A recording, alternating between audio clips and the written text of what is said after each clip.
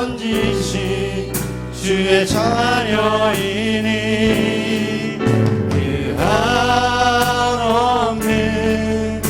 주의 사랑 안에 기쁨으로 걸어가겠네.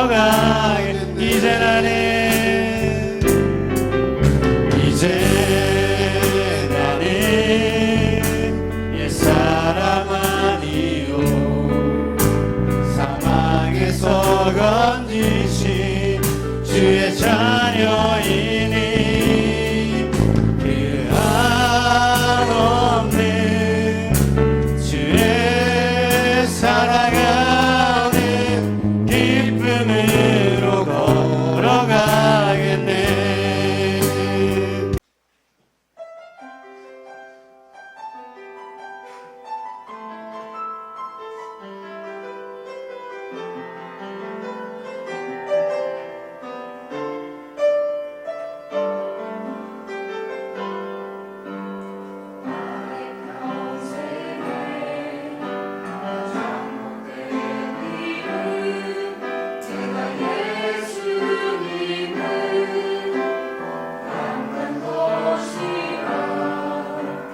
나의 평생에 가장 사랑이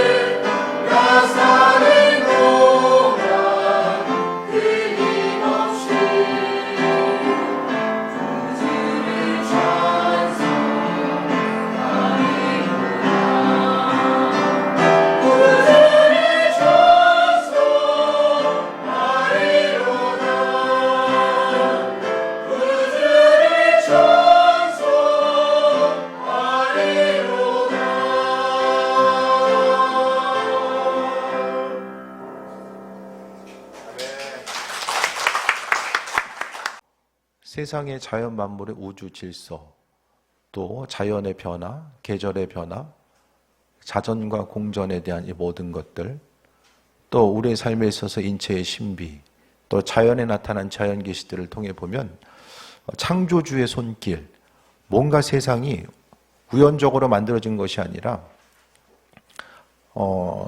설계도가 있고 그것을 설계하시고 만들어 놓으신 그 창조주의 섭리 자체가 있다라는 거예요. 믿지 않는 사람들 보기에는 창조주가 어디 있냐라고 이야기하지만, 또 믿지 않는 사람들이 확실한 대안을, 세상의 창조됨과 움직여짐에 대해서 이 모든 것들을 확실하게 대안으로 제시하는 건 또 없어요. 그냥 여러 가지 가설을 이야기하면서 나아가는 거죠. 근데 세상의 모든 것들을 보게 되면 하나님께서 베풀어 주신 은혜와 충만함과 노래가 살아가고 있고, 또 사람을 만드신 것도 하나님의 방법대로 또 존귀하게 만들어 주신 거죠. 치아가 3번 났으면 좋겠다라고 생각하신 분 있어요? 난 치아 3번 났으면 좋겠다. 제가 기도해 드릴게. 큰일 납니다. 큰일 납니다. 치아 구조부터 배열까지 해서 덧니는 계속해서 자라날 거예요. 생각보다 이빨이 오래 가요. 그러면 이제 문제들이 계속 생기는 거예요. 그러니까 모든 것 한 가지 한 가지가 마땅하고 당연한 것 같은데, 그 한 가지 한 가지를 보게 되면 하나님의 창조의 손길, 섭리, 낙엽이 떨어질 때 되면 떨어지고 꽃잎이 필 때 되면 피고, 이 모든 주기들이 질서 있게, 질서죠. 하나님은, 성경에 나와 있는 하나님은 질서의 하나님, 또 균형을 가지시고 또 세상 모든 일들을 이루어 가시는 것이 창조주 하나님의 손길이고 예비하심입니다. 그러면 그 창조주 하나님의 손길 가운데 우리가 태어났고, 하나님은 우리가 태어나기 이전부터 우리를 계획하시고 함께 하시고 우리를 지명해서 불러주셨다라고 말씀하고 있거든요.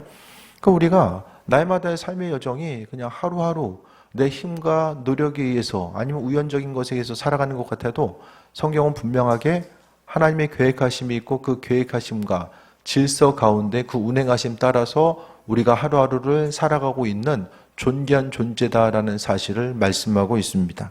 그래서 하나님이 우리에게 오감을 주신 것들은 뭘 위해서인가? 하나님이 만들어 놓으신 것들을 보고 경험하고, 또 그분께서 우리의 삶의 여정 가운데 어떤 일들을 지금도 행하고 계시는가, 이 모든 부분들을 깨달아 알 수 있도록 주님은 그 창조 질서 가운데 우리를 불러주시고 지금도 은혜로 함께 하신다는 사실을 말씀합니다. 그런데 사람은 하나님의 일하심이 있지만은 마음속에 염려와 불안의 문제가 있죠.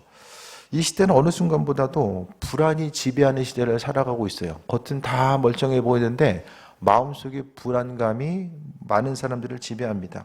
경제적인 불안이 있고요, 미래에 대해서 불안함이 있고, 또 자녀에 대한 불안, 질병에 대한 불안, 관계에 대한 불안, 여러 가지 것들이 있죠. 근데 여러 가지 이제 불안의 문제가 있지만 성경은 동일하게 한 가지 질문을 우리에게 하고 있어요. 내 삶의 주인은 누구인가? 삶의 주인의 문제와 이 불안함의 문제는 서로 연결돼서 나아갈 수밖에 없습니다. 결국 우리가 창조주 하나님을 우리의 주인으로서 고백한다라고 할지라도 내가 계속해서 염려의 문제를 가지고 붙들고 씨름하고 한다면 그 순간부터 하나님이 주인 되심이 아니라 내가 주인 돼서 이 문제를 씨름하고 내가 해결해 나가겠다라고 하는 그 의지를 이야기하는 것과 마찬가지입니다. 하나님 나라의 백성은 하나님을 신뢰하면서 살아갑니다. 근심 걱정 안 할 수가 없어요. 근데 가끔 제가 비유로 말씀드린 것처럼 지나가다가 새똥 맞는 거는 어쩔 수 없어. 하늘 쳐다보면서 걷는 사람 누가 있어요? 맞는 거 어쩔 수 없어요. 하지만은 새가 내 머리 위에 새집 짓게 하는 건 안 할 수 있잖아요. 순간적으로 염려의 문제가 나를 괴롭힐 수 있지만은 그 염려를 계속해서 함으로 인해서 생각을 계속한다는 것은 내가 그 생각을 통해서 그 염려 가운데 에너지를 계속해서 주고 있는 것과 마찬가지거든요. 그 문제를 나 스스로 증폭시키고 나아가지 않을 수 있다는 것에 대해서 말씀드리는 거예요. 그래서 모든 염려의 문제가 있을 때에 우리는 나는 하나님 나라의 백성으로서 하나님의 통치 가운데 살고 있고 하나님께서 하나님의 방법대로 일하신다라는 기대함과 소망함을 가지고 나아가야 됨을 말씀하고 있습니다. 그래서 신앙의 핵심은 불안 없는 삶이 아니라 불안 속에서도 하나님 나라를 믿고 하나님 나라를 추구하면서 살아가는 것 자체를 이야기하는 거예요. 그래서 첫 번째는 내 삶의 주인이 누구인지를 명확하게 해야 됩니다. 염려의 문제가 있을 때에 내가 지금 이 문제를 가지고 근심 걱정하고 씨름하는 것이 이게 정당한 것인가를 생각해야 되고, 하나님께서도 내가 이 문제 가지고 염려하는 것을 정말 그럴만하다라고 여기실까라는 생각들을 해봐야 되는 거예요. 그래서 무엇보다도 내 삶의 주인이 누군지를 생각해야 되는데, 오늘 24절 말씀 보면 한 사람이 두 주인을 섬기지 못할 것이니 혹 이를 미워하고 저를 사랑하거나 혹 이를 중히 여기고 저를 경히 여김이라. 그러시면서 너희가 하나님과 재물을 겸하여 섬기지 못하느니라 라고 합니다. 하나님과 비슷한 위치의 사람들이 생각하는 게 돈이라는 거예요. 그래서 재물이 많은 부분에 있어서의 근심 걱정으로 하여금 근심 걱정하게 하는, 사람으로 하여금 근심 걱정하게 하는 그 원인이 되고, 또 재물로 인하여서 사람이 고난과 어려움 가운데 이제 나아가게 되는 경우도 많이 있는 거죠. 그러면서 주님은 염려의 문제를 이야기하면서 재물을 경제적인 수단이 아니라 인격화된 주인으로 설명하고 있어요. 하나님이 주인 되시잖아요. 그리고 여기다 재물을 섬긴다라는 것을 통해서 재물 자체가 하나의 수단이 아니라 인격화된 어떤 존재로서 주님께서 오늘 하나님께서 말씀하고 있습니다. 이것 자체는 이제 성경 보면 탐심은 우상 숭배고 돈을 사랑함이 일만하게 뿌리다라고 말씀하고 있잖아요. 그러니까 이제 돈 자체를 의인화해서 이렇게 말씀하고 있는 것은 돈이 숭배의 대상 또 섬김의 대상의 자리에 오를 수 있다라는 것에 대해서 말씀하고 있고, 그것을 경계하고 있는 거예요. 그래서 돈은 단순히 이제 수단이 아니라 내 삶에 있어서의 주인의 자리를 차지하는 것. 많은 사람들이 아니라고 하지만은 마음속 깊은 곳에 돈을 주인으로 섬기고, 그 돈이 있고 없고 때문에 마음에 기쁨이 있고 또 기쁨이 사라지기도 하고 근심 걱정으로 채움받기도 한다는 거예요. 그래서 하나님과 재물을 겸하여 섬기지 못한다.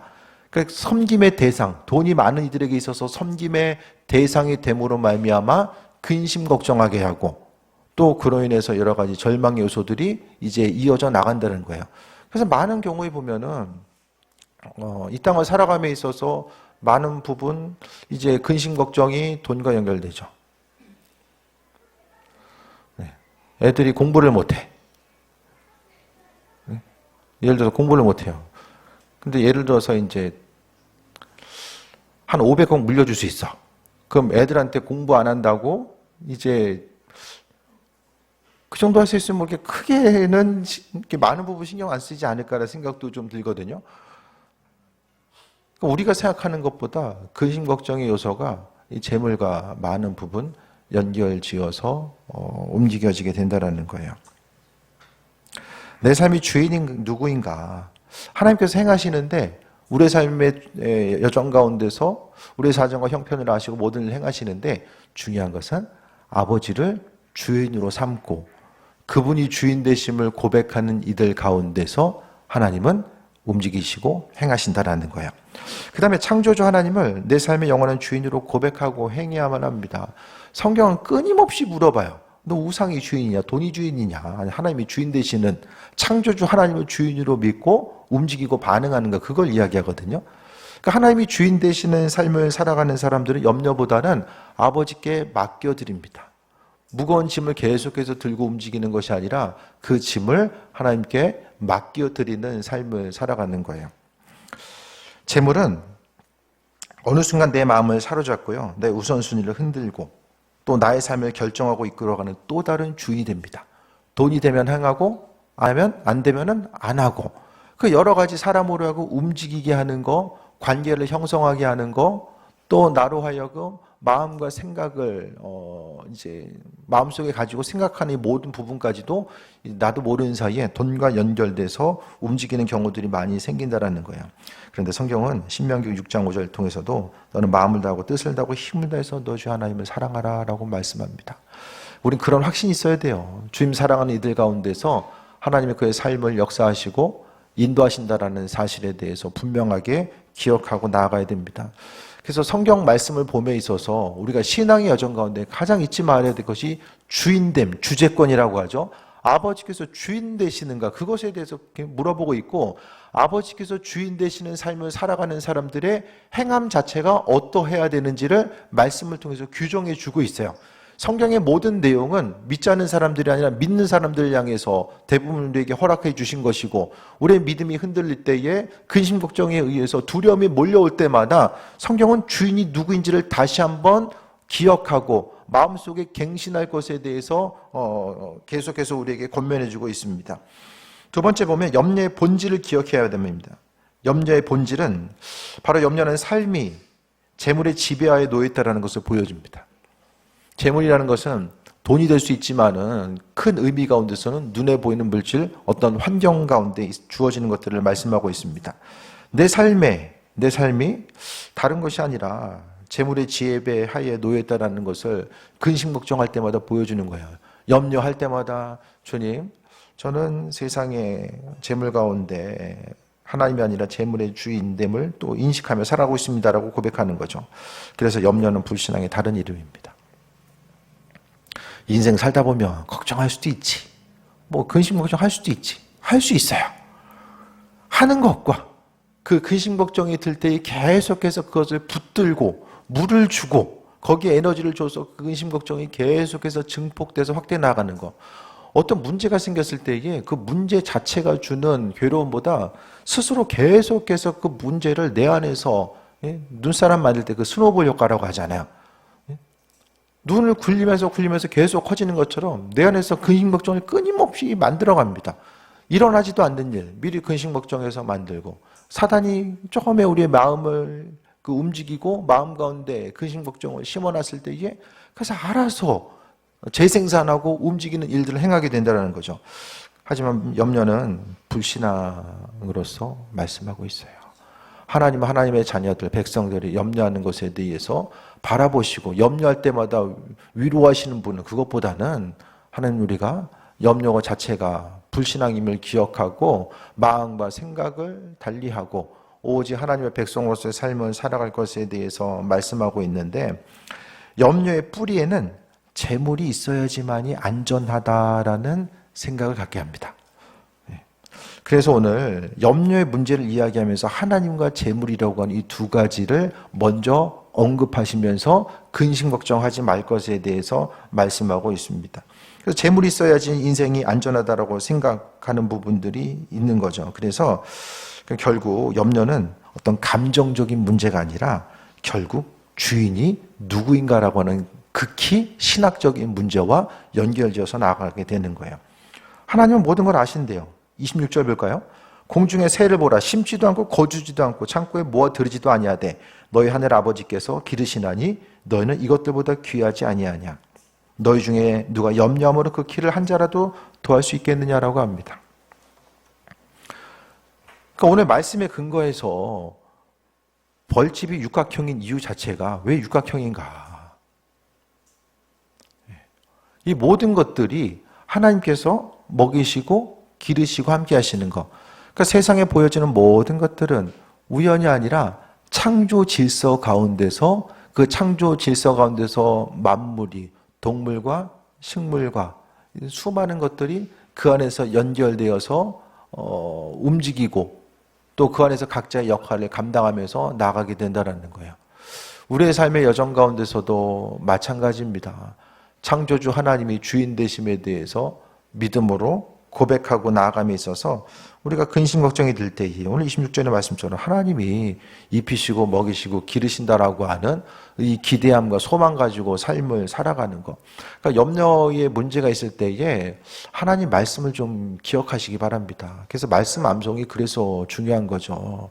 근심 걱정의 문제가 있을 때에 마음속 깊은 곳에서부터 걱정을 계속해서 하기보다는 주의 말씀을 기억하고 암송하면서 그 말씀을 통해서 새해 먹고 나가고자 했을 때 이것은 단순히 생각을 바꾸어가는 마인드 컨트롤이 아니라 하나님께서, 창조주 하나님께서 내 입술의 고백을 통해서 일하시게 하는 그 은혜의 순간들이 계속해서 이어지고 경험할 수 있다는 거예요. 믿지 않는 사람들은 근심 걱정의 주인이 자기 자신 되면은 내가 할 수 있으면 해결하면 되는데 내가 할 수 없으면 근심 걱정 할 수밖에 없잖아요.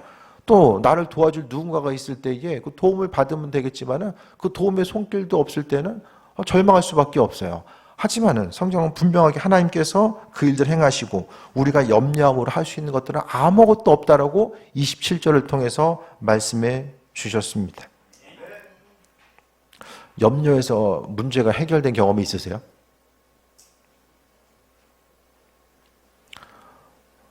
몸과 마음만 상해요. 결론적으로. 마음이 상한 것이 육신의 질병으로 이어지게 됩니다. 그로 인해서 고난과 어려움들이 가중되게 되는 거죠. 하나님을 신뢰하지 못할 때 미래를 내가 책임져야 된다는 착각을 계속해서 하게 되고요. 하나님의 공급보다 내 능력을 의지했을 때 결국 내가 주인이다라고 하는 숨겨진 믿음이 드러나게 됩니다. 그래서 주님을 향해서 나아갈 때마다 아버지께서 주인 되심을 고백하면서 삶을 살아가는 거죠. 주님은요, 우리 인생 가운데 아들 그리스도 예수를 주님께서 우리에게 주심으로 인하여서 그분이 우리에게 허락해 줄 수 있는 최고의 선물을 이미 주셨어요.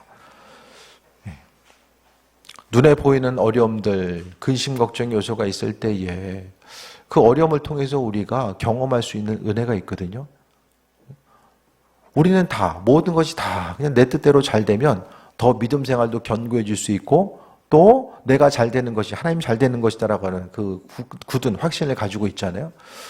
근데 성경을 보면요, 수많은 하나님의 사람들이 이 고난을 통해서 창조주 하나님이 누군지를 기억하고 믿음이 새로워지고 이전에 알 수 없었던 하나님과의 더 깊은 관계성 가운데 나아갔었던 수많은 사람들을 보게 되고 그 가운데서 우리가 고통의 대명사 욥을 보면 그 욥이 고난에 대한 우리의 자세 또 고난을 통과한 이후에 그 삶의 여정 가운데 하나님께서 그 삶을 통해서 어떻게 관계를 만들어 가시고 함께 하시는지를 아주 우리에게 구체적으로 보여주고 있습니다. 염려의 본질 자체는 다시 한번 말씀드립니다. 재물에 지배해 있다는 것을 보여주는 것이고 염려는 불신앙의 믿음 없음의 다른 고백이 나는 하나님 안 믿어요. 하나님과는 상관없어요. 그거 내가 입으로 이야기하지 않아도 근심 걱정을 계속하면서 근심의 회로를 내 안에서 계속 돌리는 그 순간 내 영은 주님은 내 인생의 주인도 아니고 아무것도 아닙니다라는 것을 내 영의 소리가 계속해서 이야기하는 것과 마찬가지인 거예요. 그래서 그 민감함이 있는 사람들은 근심 걱정이 아니라 끊임없이 염려가 몰려할 때에 내 마음 깊은 곳으로부터 아버지께서 주인 되신다. 그 소망 가지고 나아가는 거죠. 앞으로도 마찬가지입니다. 세상에 들려지는 소식은 기쁨의 소식, 또 우리로 하여금 안정감과 평안함을 주는 소식보다는 마음의 두려움을 주는 소식들이 계속 많이 생겨져요. 그 순간순간에 우리의 마음과 생각을 어떻게 지키고 나아갈 수 있을 것인가를 돌아봤을 때에 결국 아버지에 대한 기대함과 소망함. 주님을 향한 기대함과 소망함은 어떻게 생깁니까? 주님을 기쁘시게 해드리는 삶, 아버지 뜻대로 순종하고자 하는 삶을 살아간 이들에게 주께서 허락하신 은혜와 평강함이 있어요. 하나님께서 주인 되셔서 일하시는 모습, 내가 불순종하고 주님과는 전혀 상관없는 삶을 살아가는데 아버지께서 내 인생의 주인 되신다라는 거. 그러니까 창조주 하나님과 그분의 백성들과의 관계는 그 믿음의 순종의 관계, 말씀을 지키는 관계성이죠. 그러니까 우리가 하나님의 자녀됨은 첫 번째는 하나님이 우리를 자녀로 삼아주시고 우리를 불러주신 것, 우리를 지명에 불러주셨다라는 그 한 가지와 두 번째는 그 지명에 불러주심에 대해서 감사하면서 믿음으로 응답해 나아가는 과정들이 이제 하나로 연결되어서 하나님의 백성으로서의 삶을 살아가게 되는 거죠. 그래서 마음의 두려움이 아니라 아버지께서 주인 되심에 대해서 기억하고, 사람이 완벽할 수는 없어요. 죄도 짓고요. 불순종할 때도 있어요. 그럼에도 불구하고 우리가 하나님의 백성으로서 우리를 불러주심에 대해서 기쁨으로 감사하고 영광 돌리면서 나아가는 거죠. 세 번째 보면 창조주 하나님이 자녀들의 필요를 아시고 공급하신다라고 말씀하고 있습니다. 31절 보겠습니다. 그러므로 염려하여 이르기를 무엇을 먹을까 무엇을 마실까 무엇을 입을까 하지 말라. 이는 다 이방인들이 구하는 것이라 너희 하늘 아버지께서 이 모든 것이 너에게 있어야 할 줄을 아시느니라 라고 말씀합니다. 창조주 하나님이 내 이름을 알고 있다는 것과 더불어서 내 삶의 소소한 일상 가운데 관심을 기울이시고 그 필요를 아신다는 것. 그러니까 관심이 없으면 필요가 어떤 필요를 가지고 있는지도 모르잖아요. 그러니까 성경의 하나님은요, 그분의 시선은 항상 자녀된 우리를 향하시고 우리의 사정과 형편을 헤아리시고 은혜로 함께 하시는 분이라는 사실을 말씀하고 있어요. 그분의 일하심 자체가 때로는 이해되지 않을 때도 있지만은 전적으로 하나님은 창조주이심을 말씀합니다. 그래서 우리가 될 것은 창조주이시며 공급자이신 하나님을 전적으로 신뢰하는 것과 하나님 나라를 최우선 가치로 두고 행하라고 말씀합니다. 그러니까 결국 하나님께서 모든 걸 다 알고 계신데요. 그러니까 우리 기도 시간의 대부분을 삶에 있어서의 근심, 걱정, 그 염려의 문제를 주님께 다시 한번 말씀드리는 거. 주님, 저는 이 문제도 있고 저 문제도 있습니다. 이러이러한 문제가 있고 내 문제뿐만 아니라 이 사람은 이 문제 저 문제가 있습니다. 주님을 향해서 기도했을 때에 문제만 나열하다가 기도가 끝나게 되면 그 기도하는 사람도 지치고 하나님도 다 알고 계시는데 일일이 나열하는 것 자체가 그것보다는 어려움이 있지만 주님께서 하나님의 방법대로 주인이시기 때문에 주인의 방법대로 행하시길 바랍니다라고 하는 감사와 기대감으로 그 기도는 끝을 맺어야만 합니다. 그게 아니면 우리의 기도는 어떻게 됩니까? 날마다 씨름해야 돼요. 문제가 있어요. 주님, 해결하세요. 언제 하실 거예요? 계속 그러실 거예요? 끊임없이 씨름하다 보면 우리의 기도 시간은 고통의 순간이 됩니다. 기도하면 어떤 생각이 드세요? 주님 만나는 기쁨의 순간, 아버지께 공급하신 은혜를 경험하고 소망이 생기고 기대할 수 있는 순간이 됐습니까? 아니면 기도하면 문제가 생각나고 그 문제 가지고 될 때까지 그냥 쫄라야 되는, 네? 계속해서 원하는 거 받아내야 되는 이 고통의 순간인가? 아니면은 창조주 하나님을 높이고 아버지께서 아버지의 방법대로 하실 것에 대한 소망함을 가지고 나아가는 기쁨과 기대함의 순간인가? 오늘 본문 가운데 염려에 이르기를 먹을까 마실까 입을까 하지 말라라고 말씀하고 있잖아요. 왜냐? 이건 이방인들이 구하는 것이다. 믿지 않는 사람들이 구하는 것이고 자녀들은 그 뭘 해야 되냐? 33절에 너희는 먼저 그의 나라와 그의 의를 구하라. 그러면 이 모든 것을 너에게 더하시리라. 하나님의 의라는 것은 하나님의 통치 질서, 하나님과의 관계가 바로 서고 공동체 내에서 하나님을 바라보는 삶, 또 물질적인 삶에 있어서도 하나님의 방식대로 살아가는 정직과 공정과 나눔의 삶을 말씀하고 있습니다. 결국 여호와는 나의 목자시니 내게 부족함이 없습니다라고 하는 시편 기자의 고백처럼 우리의 삶에서 주인 되시는 분이 그분임을 말씀하는 거죠. 하나님 나라와 의를 구하는 것, 뭔가 삶이 편안하고 인생에 문제가 없이 그냥 어떤 근심 걱정 없이 삶이 편안한 사람들이 내 삶의 근심 걱정의 문제를 내려놓고 주의 일에 힘쓸 수 있다라는 생각을 할 수도 있어요. 하지만 성경에 있어서 수많은 사람들이 기쁨과 감사로서 영광 돌리고 삶의 평안함을 고백했던 것은 문제가 없기 때문에, 또 있던 문제가 사라졌기 때문에가 아니라 여러 가지 환난과 어려움들이 있음에도 불구하고, 그럼에도 불구하고 성경의 수많은 사람들은 주를 향해서 믿음으로 고백하고 주의 일을 힘쓸 수 있었던 것은 하나님께서 내 삶의 주인 되시고 주인의 뜻대로 쓰임받고자 하는 그 마음의 결단을 통해서 하나님께서 영광 받으셨기 때문입니다. 34절에 내일 일을 위해서 염려하지 말라. 내일 일은 내일이 염려할 것이요 한 날의 괴로움은 그날로 족하니라. 상당히 뭔가 좀 철학적인 의미가 좀 담겨 있는 거 같지 않아요? 내일의 염려는 내일 할 것이요, 내일 염려하라는 것이 아니라 하지 말라는 거예요. 이것도 주께서 우리의 삶의 주인 되신다는 것. 현실만 바라보면 근심 걱정이 없는 사람이 누가 있겠습니까? 지구상에 단 한 사람도 없을 거예요. 그럼에도 우리가 그리스도 예수 주님의 백성으로서의 삶을 살아갈 수 있는 것, 하루하루 소망 가지고 나아갈 수 있는 것은 아버지께서 주인 되시겠다라고 약속하셨고 그 약속을 지금도 성실하게 행하고 계시기 때문입니다. 결국 수많은 문제 앞에서 우리가 잊지 말아야 될 것은, 이것도 믿음의 선택이거든요. 내가 근심 걱정하고 인생을 살 것인가, 말씀 붙들고 기쁨과 평안함 가운데 나갈 것인가? 환난과 어려움, 위기의 순간이 있을 때에 여전히 그 자리를 지키고 주의 행하심을 기대하면서 나아갈 것인가? 그것 또한 우리에게 선택의 그 주권을 우리에게 주셨어요. 말씀 가운데 주님이 행하신다라는 그것 때문에 기쁨과 소망함이 있고, 사람이 끊임없이 하나님의 일하심을 바라볼 때마다 주님 앞에 합한 자, 주님 앞에 정직한 자, 주님 앞에 온전한 자로서의 삶을 살아가고, 주님이 바라시고 원하신 삶이 무엇일까? 이것이 바로 그의 나라와 의를 구하는 것, 주의 뜻을 구하는 삶을 살고자 했을 때에 나머지 것들은 모든 것도 우리에게 도와신다라고 말씀합니다. 그 문제에 집중해서 그 문제를 계속해서 바라보지 않아도 하나님의 방법대로 행하신다라는 약속을 우리에게 주셨고, 그 약속은 이 약속을 믿는 사람들 가운데 이루어진다라는 것을 말씀합니다. 실천짐을 봅니다. 첫 번째, 내가 하나님의 돌보심을 경험했던 순간 언제인가? 우연적으로 문제가 해결됐다라고 하는 수많은 순간들이 있겠지만, 그것보다는 더 하나님의 방법대로 일하심. 그래서 그 순간 주님이 이렇게 일하셨구나, 이렇게 고백할 수밖에 없는 순간들이 분명히 있거든요. 그것을 좀 생각해 보시기 바랍니다. 두 번째, 내 걱정이 가족들에게 어떤 영향을 주고 있는가? 근심, 걱정과 염려는 나로 인해 끝나지 않아요. 주변 사람들에게 말과 생각과 행동을 통해서 연결돼요. 파급력을 가지고 이게 옆으로 움직여 나아갑니다. 내 얼굴 표정을 통해서,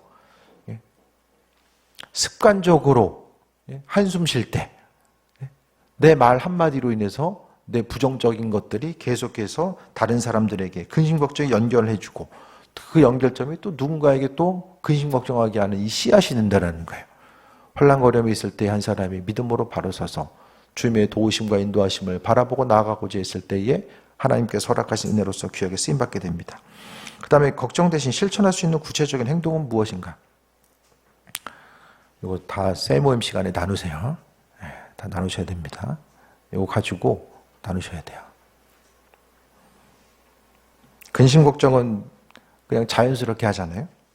그것보다는 근심 걱정이 들 때에 내가 구체적으로 앞서 얘기했던 것처럼 하나님의 말씀 한 구절을 암송하거나, 또 마음과 생각 주제를 바꿔버리고, 걱정 계속하다 보면 끊임없이 다른 것들이 눈에 들어오지 않거든요. 우리 신앙의 습관을 바꿔가는 거예요. 네 번째, 만약 하나님 나라가 내 삶의 1순위라고 한다면 이번 주에 반드시 해야 될 행동 하나는 무엇인가? 그의 나라와 의를 구함에 있어서 행해야 될 행동 한 가지를 좀 찾아보는 거예요.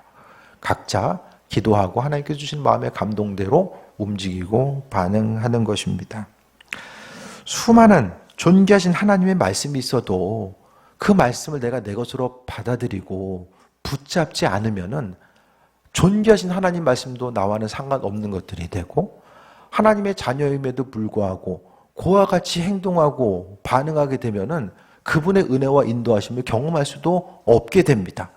하나님은 우리가 창조되기 이전부터, 이 땅에 오시기 전부터, 태어나기 전부터 하나님은 그분의 방법대로 우리가 이 땅 가운데 의미 있고 가치 있고 또 기쁨과 소망함으로 나아갈 수 있는 모든 방법들을 우리에게 심어주셨어요. 그것이 무엇인지를 헤아리고 반응하고 나아가는 것이 우리의 삶에 있어서의 기쁨과 또 소망함이 되어야 됨을 말씀하고 있습니다. 지금까지 살아왔던 여러 가지 근심 걱정에 대한 패턴에 대해서 다시 한번 내려놓고, 이제는 말씀에 근거한 대로 무엇을 먹을까 마실까 입을까 염려하지 말라고 하신 이 땅에서의 여러 가지 근심 걱정의 문제에 대해서 주님 하지 말라고 말씀하셨고, 주님이 하지 말라고 하신 것들, 내가 붙드는 것이 이것이 온전한 것인가를 다시 한번 돌아보시고 말씀에 근거해서 그의 나라와 의를 구하는 삶, 주께 영광 돌리는 삶을 통해서 하루를 살아도 기쁨 가지고 삶의 의미와 목적을 분명히 하고 은혜 가운데 승리하는 귀한 삶 되시기를 축원드립니다.